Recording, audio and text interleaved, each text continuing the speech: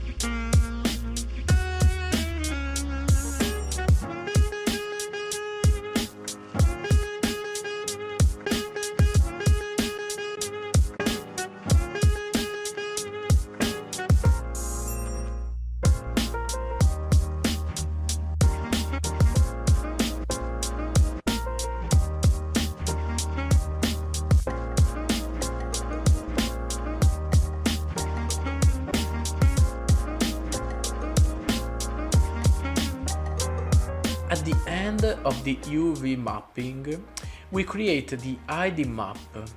This is a map that we will need to identify, through a color, the types of models textures. For the same color will correspond the same texture. Very useful into Substance Painter 2 and more.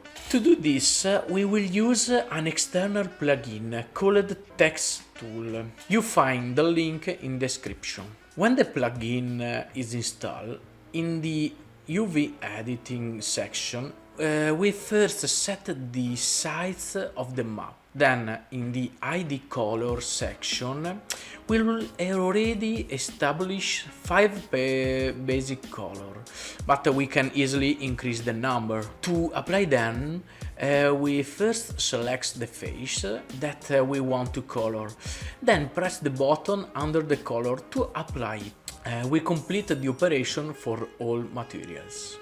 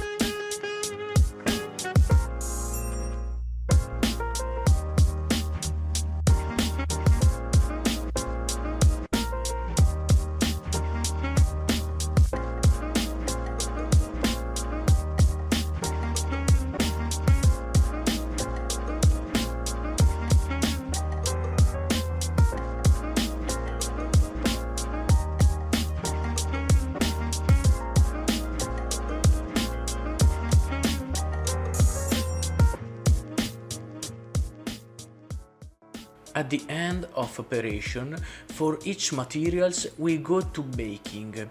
Select diffuse and press bake. Wait a few seconds to be complete and then go to the image menu and click on save as and save the various ID maps.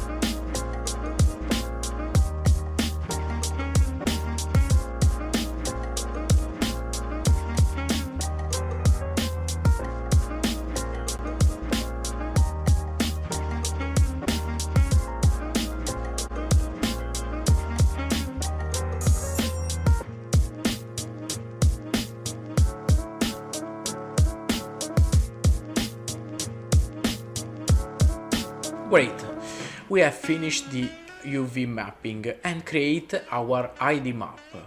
Now we are ready to texturize the model on the Substance Painter. I remind you to subscribe and comment, and if you like this video, leave a like. Bye and see you to the next episode.